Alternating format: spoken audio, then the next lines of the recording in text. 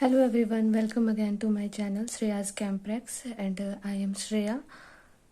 Today we will learn above principle. So let's start.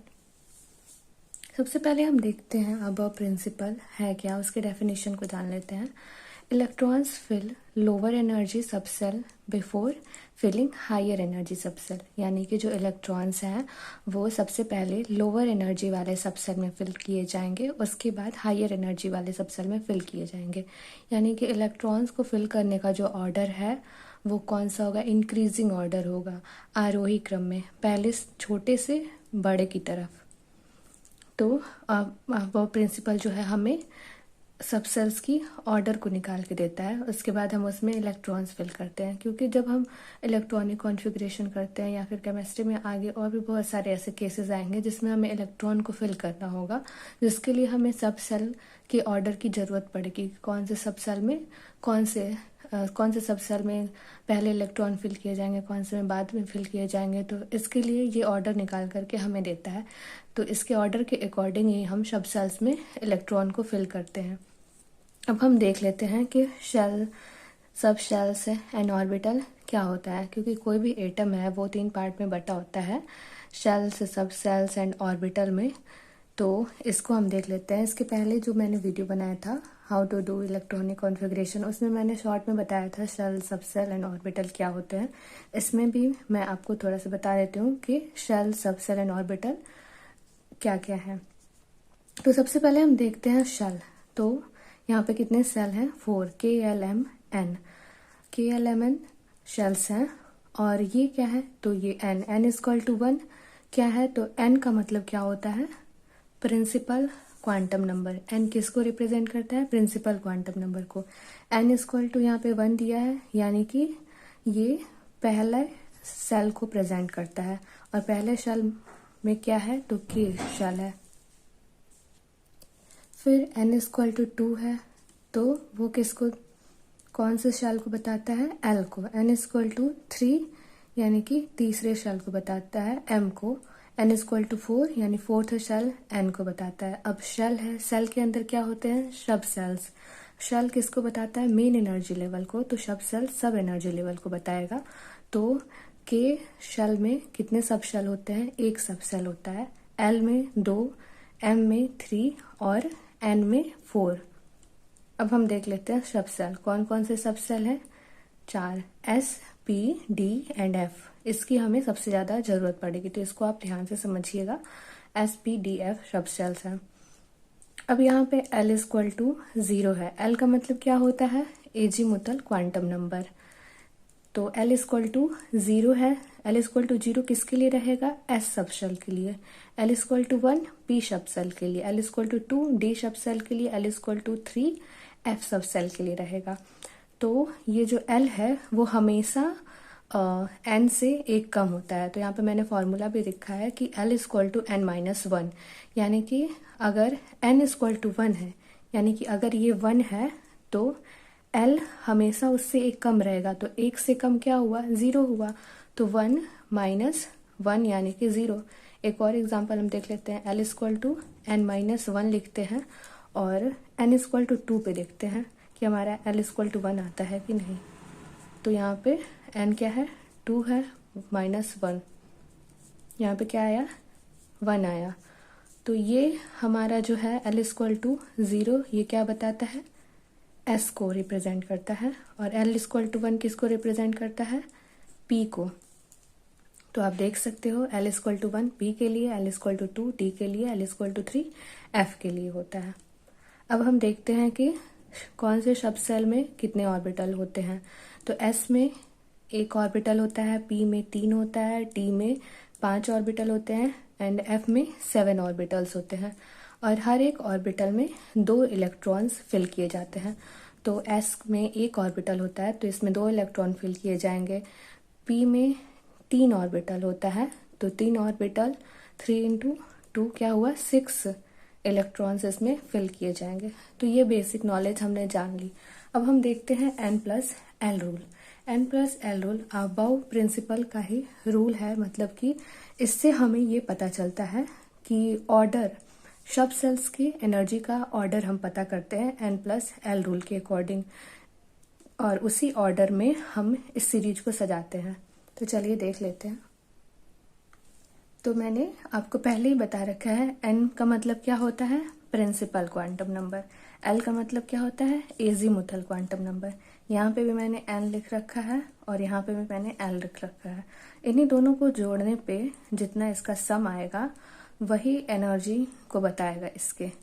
तो n, इसको ये भी n है, तो आप देख सकते हो कि n=1 है, तो ये के शेल को बताता है, और के शेल में कितने सबसेल होते हैं, तो एक होता है, वो भी 1s। तो इसी ऑर्डर में ये फिल किया गया है, 1s 2s 2p, क्योंकि दूसरे सेल में कितने सबसेल होते हैं, 2 सबसेल होता है। फिर तीसरे शेल में कितने सबसेल होते हैं, 3, 3s 3p 3d। फिर चौथे में कितने सबसेल होते हैं, 4s 4p 4d, एक यहाँ पे छूट गया 4f। तो यहाँ पे 4f भी हमने बना दिया। अब हम सबसे पहले n के वैल्यू को लिखते हैं। तो n= क्या होगा, यहाँ पे 1, यहाँ पे 2, यहाँ पे भी 2, यहाँ पे 3 3 3 4 4 4 एंड 4, ये हो गया। अब हम लिखते हैं l=, तो s के लिए l क्या होता है, 0 होता है। फिर s के लिए फिर से है तो 0 होगा। p के लिए क्या होता है, 1 होता है। फिर s के लिए 0, p के लिए 1, d के लिए 2 होता है। फिर s के लिए 0, p के लिए 1, d के लिए 2 एंड f के लिए 3 होता है। अब इसको हम जोड़ लेंगे, तो यहाँ पे 1 2, यहाँ पे 3 3, यहाँ पे 4, और यहाँ पे 5, फिर 4 5 6 एंड 7। अब हम इसके ऑर्डर को लिखते हैं। तो आप देख सकते हो जिसका n+1 कम होगा वो सबसे पहले लिखा जाएगा।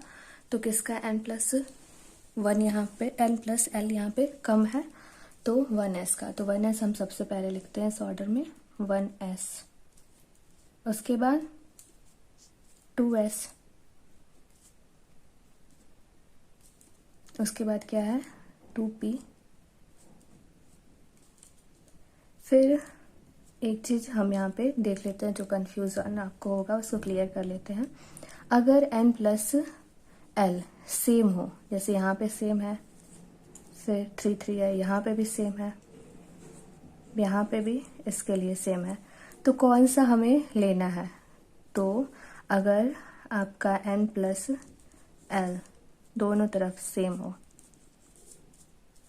तो हमें कौन सा लेना होगा, तो हमें वो वाला लेना होगा जिसका n कम होगा, उसको हमें पहले भरना होगा। तो यहाँ पे इसका n कितना है, 2 है, और l 1 है, और इसका n कितना है, 3 है, और l 0 है। तो आप देखिए इसका n कम है तो इसको हम पहले भरेंगे, और इसका n अधिक है तो इसको हम इसके बाद भरेंगे। तो ये वाला पहले भरा जाएगा, उसके बाद हमें 3s। फिर यहाँ पे भी आप देखिए 3p है, यहाँ पे 4 आया है, 3 और 1 मिलके 4 आया, यहाँ पे भी 4 आया, लेकिन n किसका कम है, तो n यहाँ पे 3p का कम है और 4s का अधिक है। तो हम सबसे पहले कौन सा लेंगे, 3p लेंगे।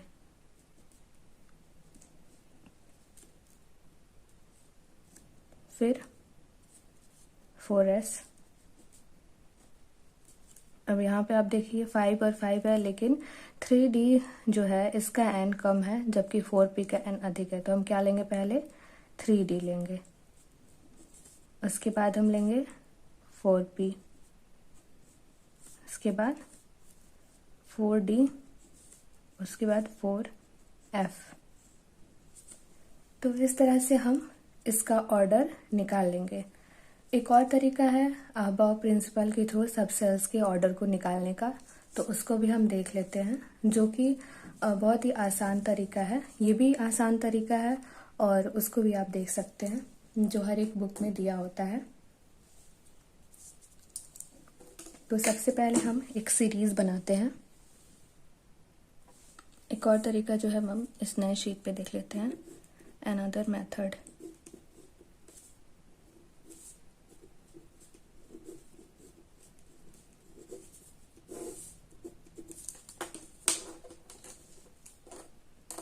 इसमें सबसे पहले हम एक सीरीज में सब शेल्स को सजाते हैं। जैसे कि पहले शेल में कितने सब शेल थे, 1 था, तो 1s, उसके बाद 2s, 2p, उसके बाद 3s, 3p,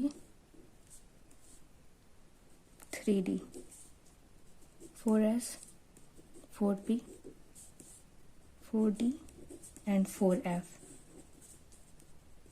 5s, 5p, 5d and 5f, उसके बाद 6s, 6p, 6d, then 7s and 7p।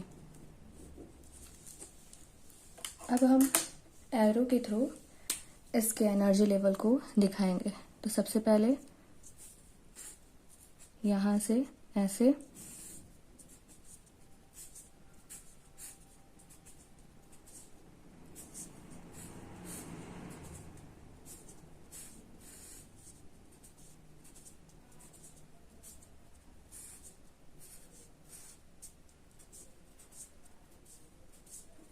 फिर 4f से 5d में आएगा, 5d से 6p में, फिर 7s। अब इस ऑर्डर को हम लिख लेंगे।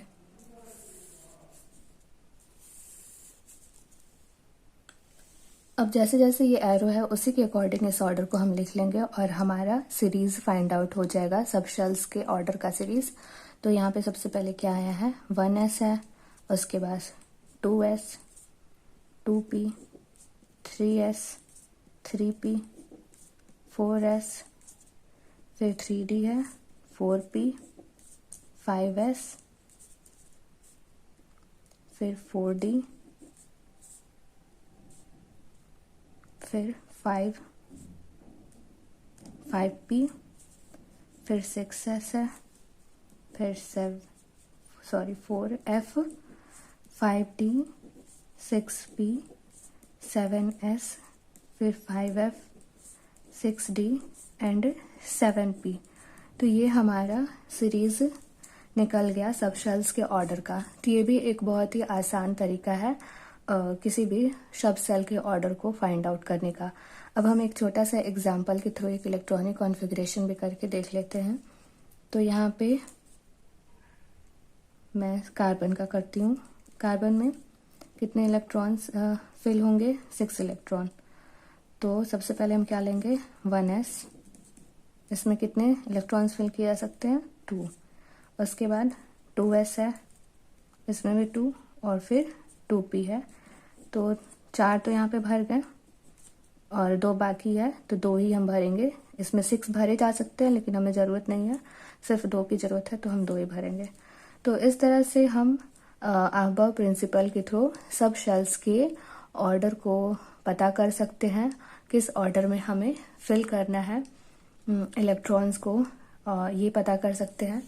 तो आप इसका स्क्रीनशॉट ले सकते हो एंड मैं वो वाला भी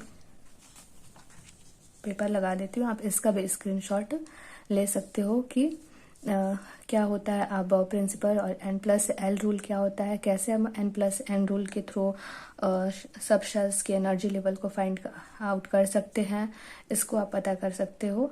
तो अगर आपको ये वीडियो अच्छा लगा, अगर आपको ये कॉन्सेप्ट समझ में आया, तो आप वीडियो को लाइक कर सकते हैं एंड हमसे जुड़े रहने के लिए चैनल को सब्सक्राइब कर सकते हैं।